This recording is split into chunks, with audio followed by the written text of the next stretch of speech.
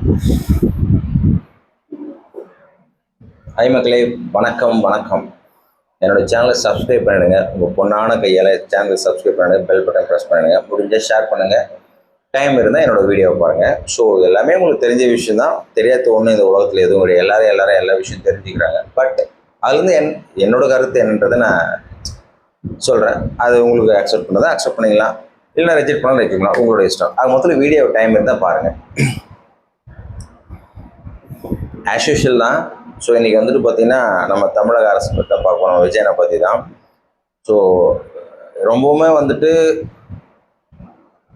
எல்லாரும் எதிர்பார்த்த மாதிரி கஷ்டப்பட்டு நம்ம தலைவர் வந்து டிவிக்கு தலைவர் விஜய் வந்துட்டு சிஎம் ஆகிட்டாரு. பட் என்னென்னா இதில் எப்பவுமே இன்னமும் அரசியல் பரபரப்பாகவே போயிட்டுருக்கு. ஆக்சுவலாக பார்த்திங்கன்னா ரொம்பவுமே பரபரப்பாக போயிட்டுருக்கு. என்னடானா இன்னமும் வந்துட்டு ஏடிஎம்கே டிஎம்கே இவங்க ரெண்டு பேருமே வந்துட்டு டிவிக்கு ப்ரெஷர் பண்ணிகிட்டே தான் இருக்காங்க, பிரச்சனை பண்ணிகிட்டே தான் இருக்காங்க. ஃபார் எக்ஸாம்பிள் வந்துட்டு ஆனால் வந்துட்டு இப்போ நாளைக்கு வந்துட்டு அமைச்சரை எல்லாமே வந்துட்டு இப்போ 9 அமைச்சர்கள் தான் வந்து பதவி ஏற்றுட்டு இருக்காங்க. அது ஆல்ரெடி பதவி ஏற்றவங்க, அவங்களுக்கு இலாக்கா பிரிக்க கொடுத்து அவங்க ரூம் கொடுத்தாச்சு, அவங்க உட்காந்துட்டு இருக்காங்க. ஸோ அவங்க ஒர்க்கை கொஞ்சம் கொஞ்சமாக ஸ்டார்ட் பண்ணிட்டு இருக்காங்க. ஸோ இந்த விஷயத்தில் வந்து இருக்கிற பேலன்ஸை வந்துட்டு கிட்டத்தட்ட ஒரு 100 அமைச்சர் இருப்பாங்களாம். ஸோ அதனால் வந்துட்டு நாளைக்கு வந்துட்டு பாதி பேர் பதவியேற்க போகிறாங்க. அதனால வந்துட்டு ஆளுநர் வந்துட்டு கேரளாவிலேருந்து இங்கே வர்றாரு, சென்னைக்கு வர்றாரு இன்னைக்கு அப்படின்ற மாதிரி நியூஸ். ஸோ இதில் இந்த பதவியேற்க போகிறதுல பிரச்சனைகள் இருக்குது. என்னென்னா நாளைக்கு பதவியேற்பு விழாவில் ஸோ ஏடிஎம்கே வந்து நமக்கு சப்போர்ட் பண்ணியிருக்காங்க, டிவியை சப்போர்ட் பண்ணியிருக்காங்க, டிஎம்கே சப்போர்ட்டோட டீம் நமக்கு சப்போர்ட் பண்ணியிருக்காங்க. இதில் பிரச்சனை. ஸோ அவங்க ஆல்ரெடி சொன்னது வந்துட்டு ஸோ பிஜேபி உள்ளே வரக்கூடாது, ஸோ இதனால் வந்து பிரச்சனை இருக்கக்கூடாது, அதனால தான் நாங்கள் வந்து சப்போர்ட் பண்ணுறோம் அப்படின்ற மாதிரி தான் நிபந்தனையோடு தான் சப்போர்ட் பண்ணியிருக்காங்க. சப்போர்ட் கொடுத்தாச்சு. அந்த சுச்சுவேஷனில் வந்துட்டு எல்லாமே சொல்லுவாங்க இல்லையா, கத்தி மேலே நடக்கிற மாதிரி. ஸோ கத்தி தொங்கிட்டு இருக்கு, கட் பண்ணி அந்த கயிறு கட்டாகி கீழே வந்து கழுத்து துண்டாயிடும். அந்த சுச்சுவேஷன் தான் தலைவர் வந்து இருந்தார். ஸோ சிஎம் ஆவாரா ஆக மாட்டாரா, என்னடா இது பிரச்சனை, ஆளுநர் ஆட்சி வருமா கவர்னர் ஆட்சி வருமா, இல்லை டிஎம்கே ஏடிஎம்கே ஒன்றா சேர்ந்து ஆட்சி அமைச்சிருவாங்களா, இந்த மாதிரியான கன்ஃபியூஷன் தான் இருந்துச்சு. ஸோ விஜயண்ணா எவ்வளோ டென்ஷன் ஆனாரோ அதை வெளிக்காட்டல, அமைதியாக இருந்தார். அவரோட வெற்றிக்கு காரணமே அமைதி, பிளான். அதான் சொன்னதான், குறி வைத்தால் தவற மாட்டேன், தவறுமானால் குறி வைக்க மாட்டேன், எம்ஜிஆரோட டைலாக் தான் சொன்னார். அதே மாதிரி கரெக்டாக குறி வைச்சாரு, தவறலை. ஸோ அது கரெக்டு. ஸோ இந்த விஷயத்தில் வந்துட்டு என்ன பண்ணுறதுன்னே தெரியல. குறி வச்சாச்சு, அம்பு விட்டால் எங்கே கரெக்டாக குத்துறோமோ அங்கே குத்துனாதான் அது வந்துட்டு ஆட்சி அமைக்க முடியும் அந்த மாதிரி சுச்சுவேஷனில். ஸோ அந்த மாதிரி சுச்சுவேஷனில் இவங்க எல்லாமே சேர்ந்து சப்போர்ட் பண்ணாங்க, இல்லைன்னு சொல்ல. இதில் சப்போர்ட் பண்ண டீமில் இருந்து பார்த்தீங்கன்னா காங்கிரஸ் எந்த பிரச்சனையும் பண்ணல. அவங்களுக்கு 2 அமைச்சர் கொடுக்க போகிறோம் சொல்லியாச்சு. ஸோ இதுக்கு எந்த பிரச்சனையும் இல்லை. ஆஸ் யூஷுவல் டிஎம்கே வந்து இவர் துரோகி கட்சி இது அதுன்னு சொல்லிட்டாங்க. அரசியல் இதெல்லாம் சகஜமாப்பா. நீங்கன்னா துரோகமே பண்ணலையா, துரோகம் பண்ணல தான் டிஎம்கே ஆட்சி நடத்துனால நான் தமிழ்நாடு, இதெல்லாம் ஒரு பெரிய விஷயம். சும்மா வந்துட்டு அவன் அண்ணன் தம்பிக்குள்ளே துரோகம் பண்ணிட்டு தெரியிறானுங்க, சொத்து பிரச்சனை எந்த பிரச்சனை. ஸோ இதுவும் ஒரு சொத்து பிரச்சனை மாதிரி தான். பதவி வந்து ஒரு சொத்து மாதிரி தான், எதுவுமே டசன்ட் மேட்டர் இல்லை. ஸோ எல்லாமே வந்து பதவிக்காக தான் அலையிறானுங்க. யாருமே மக்கள் சேவை பண்ணுறது ஏடிஎம்கே டிஎம்கேல இது வரைக்கும் எவனுமே இல்லை. ஸோ இதில் பார்த்தீங்கன்னா சப்போர்ட் கொடுத்தாச்சு, காங்கிரஸ் சைலண்ட்டாக இருக்குது. இந்த கம்யூனிஸ்ட் கட்சி அண்ட் முஸ்லீம்ஸ் கட்சி, அதுக்கப்புறம் விசிகா, இவங்க எல்லாமே சேர்ந்து வந்து நீங்கள் வந்து அமைச்சர் பதவி கொடுங்க, வேணான்னு சொல்லலை, நாங்கள் எதுவும் கேட்கல, நீங்களே கொடுத்தா நாங்கள் அக்செப்ட் பண்ணிக்கிறோம், அது பிரச்சனை இல்லை. ஏடிஎம்கேல இருக்கிற எம்எல்ஏக்களுக்கு நீங்கள் சப்போர்ட் பண்ணிங்கன்னா, அவங்களுக்கு பதவி பொறுப்பு கொடுத்தீங்கன்னா, ஸோ நாங்கள் அமைச்சர் பதவி கொடுத்தீங்கன்னா நாங்கள் வந்து சப்போர்ட்டை மறுபரிசீலனை செய்வோம் அப்படின்னு வந்துட்டு கம்யூனிஸ்ட் கட்சி அவரும் சொல்லியிருக்காரு, பாண்டியன். Something issues. ஸோ அதனால் வந்துட்டு இது கொடுத்தாச்சு, சப்போர்ட் பண்ணியாச்சு. ஸோ சைலண்ட்டாக இருக்க வேண்டியது தானே. சும்மா வந்து நொயின்னு குத்தினே அந்த என்ன அர்த்தம். ஸோ உயிர் போகிற சமயத்தில் வந்து உயிர் காத்தான் தோழன் அப்படின்ற மாதிரி தான் உண்மை. அது உண்மை. உயிர் காப்பாற்றியாச்சு. நான் தான் உன்னை உயிர் காப்பாற்றேன், நான் தான் உன்னை உயிர் காப்பாற்றேன், நான் தான் உன்னை. அப்போ அவங்க அம்மா பெத்தெடுத்தெல்லாம் சரி இல்லையா, அவங்க அவ்வளோ மாதம் சுமந்து பெத்தெடுத்து குழந்தை வெளியில் கொண்டு வந்து ஸோ வளர்த்து, அது மாதிரி தான் அவர் கட்சியை ஆரம்பித்து ஸோ ப்ராசஸ் பண்ணி எல்லாருமே சேர்த்து கொண்டு வந்து இங்கே வந்து ஜெயிச்சு நின்று 108 சீட்டு மெஜாரிட்டியில் வந்து நின்றுட்டு இருக்காரு. அவங்களுக்கு சின்ன சப்போர்ட் தான் கொடுத்தீங்க.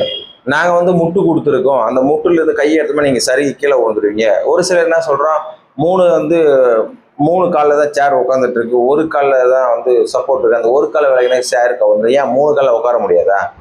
ஒரு முட்டு போனால் இன்னொரு முட்டு வரப்போகுது, இது ஒரு பெரிய விஷயமா? ஸோ அவர் வந்துட்டு தலைவர் சிஎம் வந்துட்டு எதுவுமே பேசாமல் இருக்கார். காரணம் நான் வந்து இவங்க கொடுக்குற ப்ரெஷர் எல்லாம் சைலண்ட்டாக தாங்கிட்டு இருக்கார். ஃபார் எக்ஸாம்பிள் டிஎம்கே எவ்வளோ டார்ச்சர் பண்ணிச்சோ, ஏடிஎம்கே எவ்வளோ வெளியில தொந்தரவு பண்ணியிருந்தாங்களோ, பிஜேபி தொந்தரவு பண்ணியிருந்தாங்களோ கூட்டணியை சேர்ந்து, இது எல்லாமே இந்த டார்ச்சர் எல்லாம் தாங்கிட்டு டிஎம்கே கொடுக்குற டார்ச்சரே கிடையாது பிரச்சாரத்துக்கு.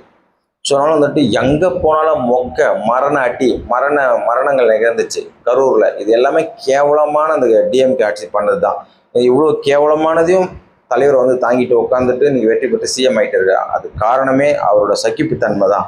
ஸோ அதுக்கு எல்லாத்துக்குமே பிளாஸ்ட் ஆகி பதில் சொல்லிட்டு இருந்தோமா, அவர் வந்து ஒரு சராசரி மனுஷனாக போயிடுவார். பட் அவர் வந்து தலைவர், லீடர்னா இப்படி தான் இருக்கணுன்றதை இவரை பார்த்து கண்டிப்பாக கற்றுக்கலாம். நம்ம சிஎம் விஜயை பார்த்து கண்டிப்பாக கற்றுக்கலாம். லீடர்னா இப்படி தானே இருக்கணும். சில விஷயங்கள்ல ராஜானா பொறுமையாக அலசிஞ்சு ஆராய்ஞ்சு எல்லாத்தையுமே சேர்த்து கரெக்ட் பண்ணி ஒரு முடிவு எடுப்பாங்க இல்லையா, அது தலைவர்கிட்ட கரெக்டாக ஒர்க் அவுட் ஆகுது. அவர் சினிமா துறையாகட்டும், ஸோ அரசியல் ஆகட்டும் கரெக்டாக தான் இருக்குது. ஒரு மன்னனா எல்லாரையும் கூப்பிட்டு வச்சு மீட்டிங் போடுவாங்க, ஸோ பேசுவாங்க. ஆனால் முடிவெடுத்து மன்னனாக தான் இருக்கு இல்லையா. அந்த மாதிரி விஜயண்ணா வந்துட்டு எவ்வளோ பேர்கிட்ட ஆலோசனை கேட்டாலும் ஸ்ட்ராங்காக இருக்காரு. அவர் இப்போ ஆலோசனை எடுத்து எல்லாம் பேசி முடிவு பண்ணி தான் உட்காந்துருக்காங்க. ஏடிஎம்க்கு சப்போர்ட் இருக்கலாம், இல்லாமலும் இருக்கலாம், இருக்கும் ஆனால் இருக்காது. ஸோ அந்த மாதிரி கேஸ் தான்.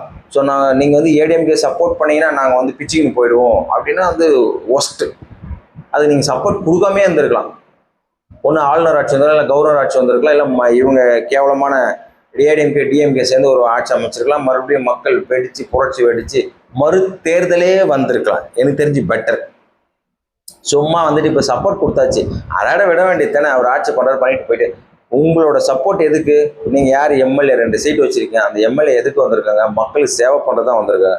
ஸோ அது வந்துட்டு நம்ம சிஎம் வந்துட்டு என்ன பண்ணுறாரு, நல்லது பண்ணுறாரு கெட்டது பண்ணுறாரு, அதுக்கு நீங்கள் சப்போர்ட் பண்ணால் பரவாயில்ல. நாங்கள் சப்போர்ட் கொடுத்துட்டோம், ஏடிஎம்கே சப்போர்ட் கொடு. ஏடிஎம்கே ஆள்லாம் எங்கே இருக்காங்க? தமிழ்நாட்டில் தான் இருக்காங்க. ஏடிஎம்கே ஆள்லாம் ஹிந்திக்காரன் மொத்த பேரும், நார்த் இந்தியனா கிடையாது, இல்லை தமிழ்நாட்டு ஆட்கள் தான். அது புரிஞ்சுக்கணும். எல்லாமே எடப்பாடி மாதிரியே மக்கர் பண்ணிட்டு இருக்கக்கூடாது. எடப்பாடி நீங்கள் டெட்படி ஆக போகிறார். ஸோ அவர் தான் இனிமேல், அவ்வளோதான். அவர் ஆட்சிக்கு வரவே முடியாது இனிமேல். விஜயண்ணா சொன்ன மாதிரி ஒன்று டிவிக்கே இல்லைன்னா வந்து டிஎம்கே, இவங்க தான் இருக்க போகிறாங்களே எனக்கு தெரிஞ்சு. மேபி ஒன்று டிவிக்கே இல்லை டிஎம்கே, இதுதான் வந்துட்டு கண்டினியூ ஆகும் தமிழ்நாட்டில். ஸோ அதே அடித்து தூக்கிட்டாரா அண்ணன் எப்பவுமே டிவிக்கே தான் இருப்பார். ஸோ அதனால் வந்துட்டு ஏடிஎம்கே வர்றதை வந்துட்டு போட்டோம். ஸோ அதனால் சப்போர்ட் பண்ணுறதுல ஒன்றும் பெரிய விஷயம் இல்லை. இப்போ வந்துட்டு ஓட்டெடுப்பில் வந்துட்டு கிட்டத்தட்ட 25 எம்எல்ஏக்கள், 30 பேர் வர வேண்டிய இடத்துல 25 எம்எல்ஏக்கள் சப்போர்ட் பண்ணியிருக்காங்க. அண்ணனுக்கு வந்து 144 சப்போர்ட் வந்திருக்கு. ஸோ மெஜாரிட்டி கிடைச்சிருக்கு இல்லையா. ஸோ வந்து மக்களுக்கு எவன் நல்லது பண்ணுறனோ அவன் பின்னாடி நிற்கிறது தப்பு இல்லை. சப்போர்ட் கொடுத்துட்டு நொயின்னு பர்சன்ட் கொடுத்துருக்கூடாது. இது வந்து ஒஸ்ட்டான விஷயம். கம்யூனிஸ்ட் கட்சி ஆகட்டும், இல்லை ஐயுஎம் கட்சி ஆகட்டும், இல்லை விசிகே ஆகட்டும், சும்மா வந்துட்டு மறுபரிசீலனை பயம் காட்டினு இருக்கக்கூடாது. அவர் அந்த பயத்துக்கெல்லாம் வந்து பயப்படுற ஆள் இல்லை. அப்படி பயப்படாமல் இருந்தால் அரசியல் விட்டு தெரிச்சு ஓடி இருப்பார். கரூரோட ஆட்டத்தை முடிச்சுட்டு ஓடியே போயிடுவார். ஐயா சாமி என்னை உருகட எப்பா, கேஸில் மாட்டியா, நிம்மதியாக போச்சு. ஆல்ரெடி பிரச்சனைகள் போயிட்டு இருக்கு, ஃபேமிலி பிரச்சனை இருக்கு, ஏதோ ஊர் பிரச்சனை ஆயிடுச்சு, இதுக்கப்புறம் நான் ஓடி ஒளிஞ்சிக்கிறேன் அப்படின்னு சொல்லிட்டு வேற எவனா இருந்தானே தெரிச்சு ஓடி இருப்பான். ஆளை ஒரு சாமின்னு மன்னார்குடியின் மாதிரி ஓடிட்டு இருப்போம். அந்த ஒரு மாதிரி சொல்லுவாங்க, குஜாமுட்டி மன்னர் மாதிரி, சிற்றரசு மாதிரி. ஐயோ உங்களோட சேர்ந்துலாம் நான் போர் பண்ண மாட்டேன், என்னால் முடியாது, நான் சொகுசா வாழணும், கத்தி இடத்துல நான் சண்டை போட மாட்டேன், இல்லை கன் எடுத்து நான் சண்டை போட மாட்டேன், நான் ஒரு சிற்றரசு அப்படின்ற மாதிரி. ஸோ அண்ணா அப்படிலாம் இல்லாமல் வீரத்தீர செயலில் இறங்கி அவர் என்னதான் முடிவு பண்ணாலும், ஸோ அவரோட ப்ரெஷர், மன அழுத்தங்கள், இன்னமும் மன அழுத்தத்தில் தான் இருப்பார். ஸோ நம்மளால ஒரு பிரச்சனை வந்தது, ஸோ இவங்க நம்மளை வந்துட்டு நமக்காக வந்த மக்கள் நம்ம கண்ணெதிரே இதுமாரி ஆயிட்டாங்கன்னு சொல்லிட்டு அவரோட கண்டிப்பான அந்த ப்ரெஷர் இருக்கும், இல்லாமலாம் இருக்காது.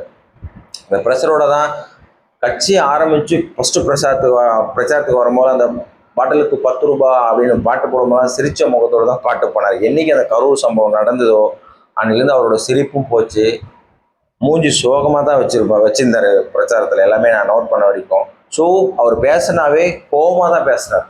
ஐ மீன் ஒரு மாதிரி கோவமாக தான் பேசுனார். அதுக்காண்டி ஸ்மார்ட்டாக சினிமாவில் டைலாக் பேசுகிற மாதிரிலாம் எதுவுமே இல்லை. உண்மையாக அரசியல்வாதியாக மாறி தான் வந்து கரூர் பிரச்சாரத்துக்கு அப்புறம் ரீஎன்ட்ரி கொடுத்து மறுபடியும் பர்மிஷன் வாங்கி ஏகப்பட்ட ரூல்ஸ் கொடுத்து பர்மிஷன் வாங்கி அந்த வேக வழியில் ஸோ மக்களுக்கு வந்து மீட் பண்ணும்போது ஒரு எரிச்சலாக தான் வந்து அவர் மீட் பண்ணாதக்காண்டி ஒரு ஸ்மார்ட்டாக முன்னாடி ஃபஸ்ட்டு இருந்த அளவுக்குலாம் வந்து அவர் வந்துட்டு ஒன்றும் பெரிய பிரச்சாரம் பண்ணலை. எல்லாமே வந்துட்டு கருத்து என்னமோ அதை மட்டும். ஸோ காரைக்குடியில் பேசாமையே போயிட்டாரு. ஸோ அண்ணன் வந்தாலே போதும், நாங்கள் ஓட்டு போட்டுருவோம், மக்கள் கரெக்டாக தீர்ப்பு சொன்னாங்க. காரைக்குடியில் பிரபு ஜெயிச்சாரு. ஸோ அந்த மாதிரி விஷயம் பேசுகிற இடத்துலையும் ஜெயிச்சாரு, பேசாத இடத்துலையும் ஜெயிச்சாரு. கொளத்தூர்லாம் பெருசாக பேசவே இல்லை, டி நகர்லாம் பேசவே இல்லை, சென்னை விசிட்லாம் சுத்தமாக பேசவே இல்லை, ஜஸ்ட் அப்படி போயிட்டு அப்படி வந்தார், அவ்வளோதான். ஸோ போகாத இடமும் இருக்குது சென்னையில், அவ்வளோ பெரிய ஏரியாவில் எல்லா இடத்தையும் அடித்து அண்ணன் காலி பண்ணி சூப்பராகிட்டு. ஸோ மக்களுக்கு எவன் நல்லது பண்ணணும் அவன் பின்னாடி மற்ற கட்சிகள் நிற்கிறது தான் நல்ல விஷயம். சும்மா வந்துட்டு 2 சீட்டை வச்சுக்கு நான் தான் சப்போர்ட் பண்ணிட்டேன், நான் தான் சப்போர்ட் பண்ணிட்டேன், நான் தான் ஹீரோ, நான் தான் மாதிரி.